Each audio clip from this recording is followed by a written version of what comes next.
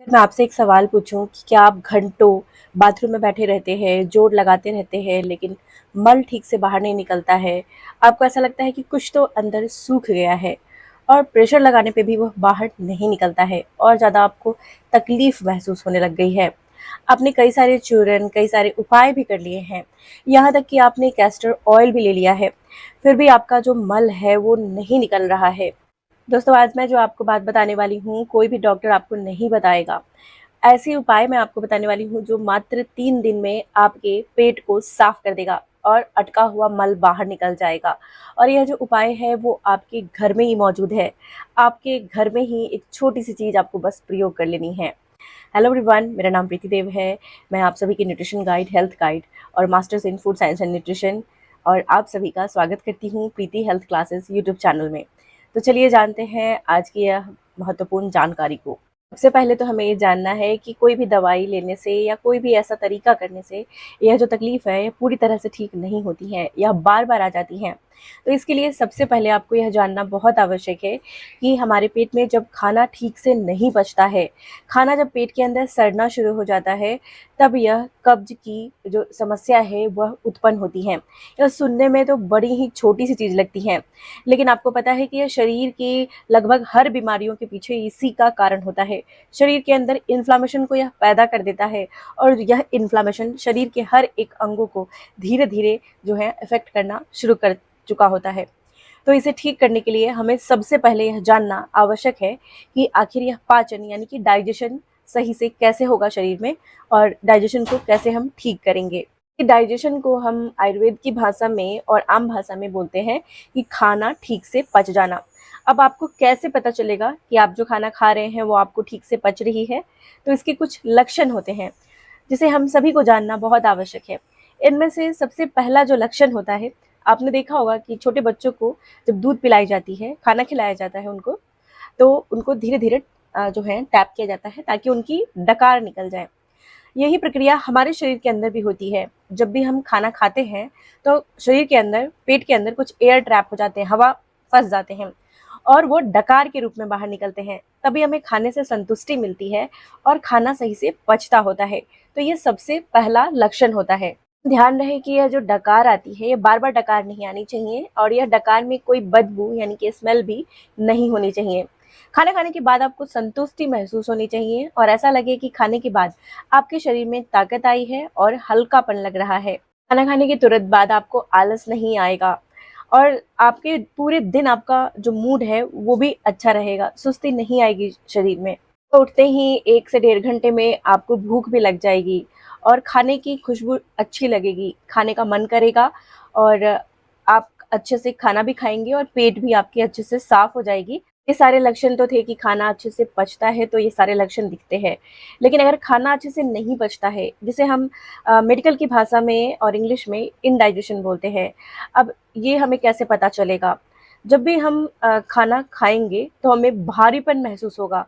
ऐसा लगेगा कि पेट में कुछ भारी जैसा लग रहा है। चिड़चिड़ा रहेगा, मन छोटे-छोटे बातों पे गुस्सा आना शुरू हो जाएगा और खाना खाने के बाद आपको मन करेगा कि आप बिछावन पे लेट जाएँ और जाकर सो जाएँ, आराम कर लें। एनर्जी नहीं मिलेगी, उल्टा आपको ऐसा लगेगा कि शरीर की सारी एनर्जी जो है वो बाहर निकल गई है और शरीर में ताकत ना के मात्र बचा है। इसके साथ ही आपको गैस बन सकती है, सीने में गैस चढ़ सकती है, सिर पे गैस चढ़ सकती हैं, जिससे कभी-कभी सीने में भी हल्का दर्द और चक्कर आना, ये सारी तकलीफ़ें शुरू हो जाती हैं। अब यह इंडाइजेशन तो हमने समझ लिया कि खाना नहीं पचता है तो हमें कैसे पता लगेगा। अब हम समझेंगे कि यह जो खाना नहीं पचता है, जिसे हम इंडाइजेशन बोलते हैं, उसके पीछे आखिर क्या कारण होती हैं। सबसे पहला जो कारण होता है कि खाने का समय नहीं हम फिक्स करते हैं। सुबह में नाश्ता नहीं किया, दोपहर का खाना खा लिया, फिर रात में बहुत लेट खाया, तो खाने का एक प्रॉपर टाइम होना या पूरे दिन आप थोड़ा-थोड़ा करके कुछ-कुछ खा रहे हैं, तो वो भी आपके शरीर में जाकर ठीक से नहीं पचता है। दूसरा होता है कि रात भर अगर हम जगते रहते हैं, रात में समय पर नहीं सोते हैं, रात में हर एक अंगों का समय होता है काम करने का, वैसे ही पेट का भी एक समय होता है खाना पचाने का। अगर हम सही समय पर नहीं सोते हैं, तो उस समय हमारा ठीक से खाना भी नहीं पचता है और पूरे दिन यह प्रक्रिया में डिस्टर्बेंस हो जाती है। ये उसी प्रकार से कि आप समय पर अपने काम पे नहीं पहुंचते हैं, पूरा दिन खराब हो जाता है, पूरे दिन हर काम आपका लेट हो जाता है। उसी प्रकार से ये हमारे शरीर में भी होता है। सबसे बड़ी जो गलती होती है कि खाने के साथ थोड़ा-थोड़ा हम पानी पीते ही रहते हैं। थोड़ा खाया, 1 घूँट पानी पिया, खाया, 1 घूँट पानी पिया। ऐसा लगता है जैसे खाना हम नहीं खा रहे हैं, खाने को हम पानी से निगल रहे हैं। तो ये सबसे बड़ी गलती होती है। खाने के साथ या खाने के तुरंत बाद भी हमें बिल्कुल भी पानी नहीं पीनी चाहिए। अगर बहुत ज़्यादा सूखा लग रहा है, रूखापन लग रहा है गले में, तो थोड़ा बहुत घूँट-घूँट में 2 घूँट पानी आप पी सकते हैं, लेकिन ज़्यादा पानी आपको उस समय प्रयोग नहीं करनी है। खाना खाने के लगभग आपको 1.5 से 2 घंटे के बाद ही पानी का सेवन करना है। अगर आप भी यह गलती कर रहे हैं तो आप बिल्कुल इस गलती को नहीं दोहराइए, क्योंकि आने वाले समय में कॉन्स्टिपेशन यानी कब्ज़ की समस्या इससे हो जाती है और यह 100% होती ही है, अगर दिनचर्या इस तरीके की हो। साथ में हमारी बाल झड़ने लगती हैं, चेहरे की चमक चली जाती है, चाहे कितने भी हम मेकअप कर लें लेकिन वो चमक वापस नहीं आ पाती हैं और पूरा दिन मन चिड़चिड़ा जैसा लगता है और पूरे शरीर में जोड़ों के दर्द, हड्डियों के दर्द और कई सारी इन्फ्लेमेशन जैसी चीज़ें आनी शुरू हो जाती हैं। आपको पता है कि जब कब्ज़ ज़्यादा दिन तक रह जाती है, साफ़ नहीं होता पेट, तो हमारे ब्लैडर पे यानी जो पेशाब की थैली है, उस पे भी प्रेशर डालती है और जिसकी वजह से रात की नींद खराब होने लगती है। बार-बार उठकर हम पेशाब के लिए भागना शुरू कर देते हैं। तो इसीलिए वक़्त रहते ही इसे साफ़ कर लेना काफ़ी ज़्यादा आवश्यक होता है, ताकि यह तकलीफ़ आगे ना बढ़े। वक़्त रहते अगर हम कब्ज़ का उपाय ना करें तो यह बवासीर का रूप भी ले लेती है। हम जोड़ लगाते हैं, प्रेशर लगाते हैं और हमारा पेट साफ़ नहीं हो पाता है। गुदा द्वार के पास वहाँ पर नोच-खरोच हो जाता है और कई बार ब्लीडिंग यानी खून का स्राव भी शुरू हो जाता है और यह आगे चलकर कई सारे इन्फेक्शन का रूप भी ले सकता है। इसीलिए गंभीरता से हमें इसका उपचार कर लेना चाहिए। ही नहीं, ये हमारे शरीर में जाकर पथरी का रूप भी लेता है, जिससे गॉल ब्लैडर की पथरी हो या किडनी में स्टोन हो, पथरी हो, ये तकलीफ देखने को मिल सकती हैं। किडनी स्टोन यानी पथरी की समस्या हो गई है तो उससे हम कैसे छुटकारा पाएँ, वो मैं आपको वीडियो के एंड में बता दूँगी। उसके पहले हम ज़रूरी जानकारी जान लेते हैं कि आखिर यह कब्ज़ की परेशानी से हमें कैसे मुक्ति मिलेगी। तो उसके लिए बड़े आसानी से मिल जाने वाला घर में जो उपाय है, वो है आंवला, जिसे हम इंडियन गूसबेरी इंग्लिश में बोलते हैं। यह आंवला जो होता है, यह कमाल का उपाय होता है और यह आप जो होता है कई तरीके से हम इसे खाते हैं, चटनी बनाकर, मुरब्बा बनाकर या अचार बनाकर या आंवला को इसी तरह कच्चा चबाकर, मतलब कितने तरीके से चूर्ण बनाकर भी हम इसे प्रयोग करते हैं। वैसे आंवला आपको इंस्टेंट यानी तुरंत रिजल्ट तो नहीं देता है, लेकिन लंबे समय तक अगर आप चाहते हैं कि ये कब्ज की समस्या बार-बार ना आए, बार-बार ये रिपीटेड आती रहती है, ठीक हो जाती है, फिर आती है, वैसा ना हो तो आपको आंवले का सही तरीके से प्रयोग हमें करना चाहिए। आंवला में एंटीऑक्सीडेंट होता है जो इन्फ्लेमेशन से लड़ता है और इन्फ्लेमेशन अगर दूर हो जाती है तो हमारी आंतों की सूजन जो होती है वो ठीक होनी शुरू हो जाती है और आंत में जब सूजन होती है तो आंतें सूज जाते हैं, जिससे मल और ज़्यादा वहाँ पर सूखना शुरू हो जाता है और अटक जाता है। तो इसीलिए आंवला इन्फ्लेमेशन को दूर करता है, जिससे सूजन दूर होती है। दूसरा, आंवला को अगर सही तरीके से आप प्रयोग करते हैं तो आंवला में फाइबर होते हैं और यह फाइबर क्या करता है, ये हमारे पेट में झाड़ू की तरह काम करता है। और दूसरा, यह फाइबर का काम होता है कि पेट के अंदर जो अच्छे बैक्टीरिया हैं, जो हमारे खाने के पचाने के लिए काफ़ी आवश्यक होती हैं, उनको बनाए रहने में उनके स्वास्थ्य के लिए काफ़ी फ़ायदेमंद होता है। आंवला का कसेलापन होता है, यानी उसकी स्वाद जो होती है वो कसेली होती हैं, जिसकी वजह से और हल्की मीठी भी होती हैं। वो बहुत हमारी जो है आंतों को रिलैक्स बनाता है और गंदगी को साफ करने में मदद करता है। आंवला का फाइबर जो होता है वो हमारी आंतों की पेरिस्टालसिस मूवमेंट, जो मेडिकल भाषा में बोलते हैं कि जिससे मल फिसल कर बाहर निकलती हैं, उसको होने देने में मदद करता है। यह जो फाइबर होती है मल का आकार बढ़ा देता है और पानी को सोखने में मदद करता है, जिससे हमारे जो हार्ड स्टूल होते हैं यानी कड़कपन जो होता है मल का, वो धीरे धीरे सॉफ्ट हो जाता है, मुलायम हो जाता है और वह आसानी से जमा अटका मल बाहर निकलना शुरू हो जाता है। आंवला हमारी कोलेस्ट्रॉल को नियंत्रित रखने में मदद करता है और यह हमारी जो डायबिटीज़ की समस्या है उसमें भी काफ़ी फायदेमंद होता है और इसमें मौजूद एंटीऑक्सीडेंट हमारे शरीर में रोगों को दूर रखने में मदद करता है और जितनी भी डैमेज हुई हैं उनको रिपेयर करने में भी काफ़ी सहायक होता है। इसमें एक तत्व होता है जिसे हम साइंस की भाषा में क्यूरसिटिन बोलते हैं। ये हमारे हार्ट के लिए काफ़ी अच्छा होता है, यानी दिल को सुरक्षित रखने में मदद करता है। आंवला में पोटेशियम होता है, तो जो लोगों को बीपी हाई हो जाता है उनके बीपी को भी यह मेंटेन करने में मदद करता है। आंवला में कैल्शियम की मात्रा होती है और फास्फोरस भी होती है, जो हमारी हड्डियों के लिए काफ़ी फायदेमंद होती हैं। अगर आप इसको सही तरीके से खाते हैं तो हड्डियां ब्रिटल नहीं होती। बढ़ते उम्र के साथ हड्डियों में कई तरह की तकलीफें शुरू हो जाती हैं। थोड़ा सा भी चलते हैं तो हड्डियों से आवाज़ आती है और गिरते हैं तो टूटने की समस्या हो जाती है। तो इससे बचना है तो आंवले को आपको अपने जो है लाइफस्टाइल में शामिल करना है। आंवले का सही तरीके से प्रयोग करना, इस्तेमाल करना शुरू कर देना है। आंवला का प्रयोग करने का जो तरीका है उसमें मैं कुछ तरीके बता रही हूँ जो अलग-अलग लोगों के लिए है। सबसे पहले जो लोगों को बहुत पहले से कब्ज रहती है, काफ़ी उपचार के बाद भी ठीक नहीं हो रही है, तो यह पहला तरीका आपके लिए है। आपको क्या करना है कि आंवला लेनी है, बड़े आसानी से मिल जाती है आंवला।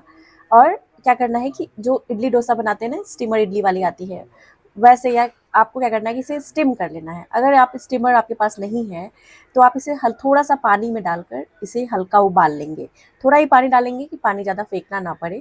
और ये जो आंवले हैं इनको अच्छे से उबलने के बाद जब ये मुलायम हो जाते हैं तब आपको इसे पानी को अच्छे से सूती कपड़े से हटाकर साफ कर लीजिए आंवले से। और एक शीशे के जार में आंवले को रख लीजिए, उबले हुए आंवले को या स्टीम किए हुए आंवले को। अब इसमें आपको मिला देना है एप्पल साइडर विनेगर। कितना मिलाएंगे तो जैसे कि आपने एक इतने बड़े जार ली हैं और मान लीजिए कि यह कप के आकार की जार है और इसमें आपकी 8 से 9 आंवले आई हैं, 10 आंवले आपने लिए हैं, तो उसमें आपको 1 चम्मच एप्पल साइडर विनेगर यानी 1 टेबल स्पून 10 ml के बराबर ही आपको मिलाना है सेब का सिरका। दूसरा इसमें आपको मिलाना है आधे चम्मच यानी छोटे चम्मच से आधा चम्मच यानी 2 से ढाई ग्राम के बराबर जो रॉक सॉल्ट आती है वो मिला सकते हैं। सेंधा नमक जिसे बोलते हैं या काला नमक बोलते हैं, काला नमक भी आप इसमें मिला सकते हैं। दोनों में से कोई भी आपको एक मिला देना है। अब इसमें मिलानी है 2 से ढाई ग्राम के बराबर यानी 2 चुटकी आप समझ लें या छोटे चम्मच का जो है आधा से थोड़ा कम हिस्सा काली मिर्च का पाउडर यानी ब्लैक पेपर। ये ब्लैक पेपर जो होती है, गोल मिर्च भी बोलते हैं उसे, काफ़ी फ़ायदेमंद होती हैं सूखे हुए मल को मुलायम बनाने के लिए। अभी जब भी आपको कब्ज रहती है और मल बहुत सूख गया है तो कभी भी आपको ज़्यादा प्रेशर नहीं लगाना। इसे हम मेडिकल की भाषा में सूखे हुए मल को फीकल इन्फेक्शन बोलते हैं।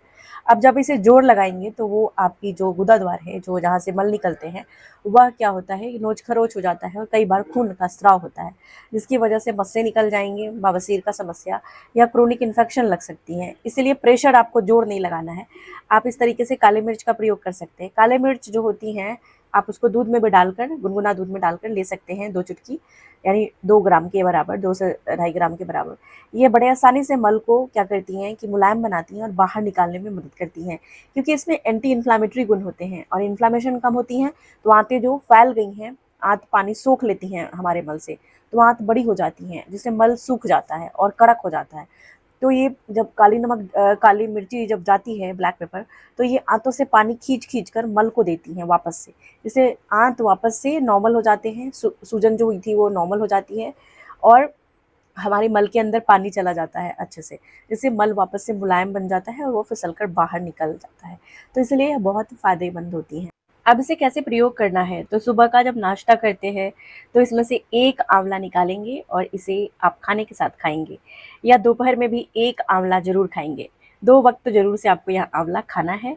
अगर आप इसके साथ चाय ले लेते हैं, खाने के साथ चाय ले लेते हैं, तब यह आपको फ़ायदा नहीं करेगी, क्योंकि चाय और कॉफ़ी अगर साथ में खाने के ले रहे हैं तो साइंस में भी कहते हैं कि एब्जॉर्प्शन में दिक्कत करती हैं खाने के न्यूट्रिएंट्स को, तो पचती नहीं है शरीर में।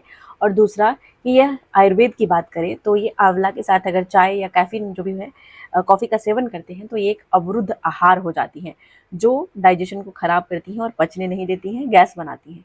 तो इसलिए खाने के साथ आपको ये दोनों चीज़ें नहीं लेनी है, चाय कॉफ़ी या कैफ़ीन वाली चीज़ें। अब कुछ लोग बोलेंगे कि आंवला मिल ही नहीं रहा है, नहीं मिलता है हर जगह पे, या फिर उनको आंवले को उबालना ये सब झंझट नहीं करनी है। तो बहुत आसान सा एक और तरीका बता देती हूँ, तो जल्दी-जल्दी उसे लिख लीजिए कहीं पे और नोट कर लीजिए। तो सबसे पहले आपको क्या करना है, धनिया की पत्ती लेनी है, आसानी से मिल जाती है, कोरिएंडर लीव्स बोलते हैं। अब उसके बाद टमाटर लेनी है, टमाटर यानी टोमेटो। उसके बाद आपको कुकुम्बर यानी खीरा लेना है और आंवला लेना है। अब ये सारी चीज़ों को आपको एक-एक ले लें और धनिया की पत्ती 1 मुट्ठी ले लें और इसे थोड़ा-सा पानी डालकर मिक्सर ग्राइंडर में डालकर अच्छे से स्मूथी बनाकर ग्राइंड कर लें। छानना नहीं है, इसका जूस बनाकर आपको तैयार कर लेना है। और इसमें थोड़ा-सा 1 चुटकी आपको काली मिर्च का पाउडर और 1 चुटकी सेंधा नमक या काला नमक, दोनों में से कोई एक डाल देना है। अब इसे सुबह-सुबह आपको, जब आप गुनगुना पानी पी लेते हैं, उसके बाद आपको यह पी लेना है, खाली पेट ही पीना है। आप देखेंगे कि आपको बहुत फ़ायदा हो रही है, इन्फ्लेमेशन दूर हो रहा है, मल जो है वो जो है बिल्कुल नॉर्मल हो गए हैं, लूज़ हो गए हैं, ढीले हो गए हैं और आराम से निकल गए हैं। अब कुछ लोग इसे लेते ही सोचेंगे कि हम बाथरूम भागना पड़ेगा, तो ये कोई जादुई उपाय नहीं है। हो सकता है कि आपको पहले दिन में असर आ जाए, या हो सकता है आप 7 दिन लगातार प्रयोग करें, तो आपको असर आ जाए। तो जैसे ही आपका पेट साफ़ हो जाता है, तो रोज़ लेने की आवश्यकता नहीं पड़ेगी। आपको क्या करना है, सप्ताह में 1 से 2 दिन जब आपको थोड़ा हेवी लगने लगे, पेट भारी लगने लगे, तो वापस से इसे आपको 2 से 3 दिन लगातार ले लेना है। तो आपको देखेंगे कि फ़र्क दिखना शुरू हो जाएगा, और इस तरीके से लंबे समय तक बिना किसी दवाई का, बिना किसी लैक्सेटिव का आपका पेट साफ़ होना शुरू होने लगेगा। अब चलिए, वो एक आसान सा उपाय जो मैं बताने वाली थी वो बता देती हूँ। ये आपकी जो पथरी है उसको भी पिघलाने में मदद करती हैं, बनने नहीं देती हैं पथरी को। तो उसके लिए आपको लेना है काली मिर्च, जिसे हम काली मिर्च को ब्लैक पेपर बोलते हैं और गोल मिर्च भी बोलते हैं। आप किस नाम से बोलते हैं बताइएगा।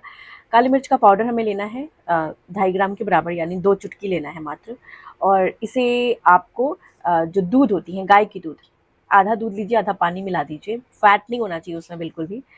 उसे अच्छे से उबाल लीजिए दूध को, पानी मिली होनी चाहिए और पतली होनी चाहिए, गाय की दूध पतली होती है। और उसमें 2 चुटकी या पाउडर मिला दीजिए आप काली मिर्च की। और हो सके तो 1 चुटकी आप हल्दी भी मिला सकते हैं, नुकसान नहीं करेगा, फ़ायदा ही करेगा। और इसे आपको सोने से कम 1 घंटा पहले थोड़ा-सा ही लेना है, छोटे कप में लेना है, पी लेना है। आपको ऐसा लगता है कि सोने के बाद आपको रात में बार-बार उठकर पेशाब जाना होगा, तो आप 1.5 घंटे पहले ले लीजिए और लेने के बाद थोड़ा टहल लीजिए। टहलना काफ़ी आवश्यक होता है। कम से कम आपको 5 से 7 मिनट का टहलना ज़रूरी है। इससे क्या होगा, पेट के अंदर इन्फ्लेमेशन दूर होगी।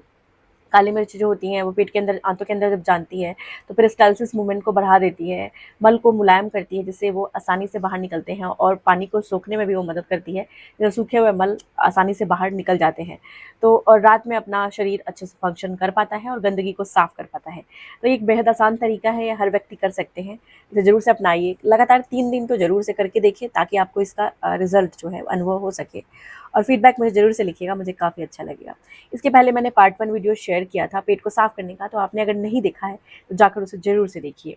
तब तक अपना बेहद ख्याल रखिए, और सबसे ज़्यादा ज़रूरी, मुस्कुराना नहीं भूलिए, मुस्कुराते रहिए। और वीडियो को ज़्यादा से ज़्यादा शेयर करिए जिन लोगों को आप जानते हैं, जो अक्सर उनका पेट साफ नहीं होता और बार बार वो कॉन्स्टिपेशन यानी बाथरूम में ही बैठे रहते हैं। आज के लिए इतना ही। अपना ख्याल रखिए, सबसे ज़्यादा ज़रूरी, मुस्कुराना नहीं भूलिए, मुस्कुराते रहिएगा। कुछ भी सवाल है तो मुझे कमेंट बॉक्स में ज़रूर से लिखिएगा, मैं उसका रिप्लाई अवश्य दूँगी।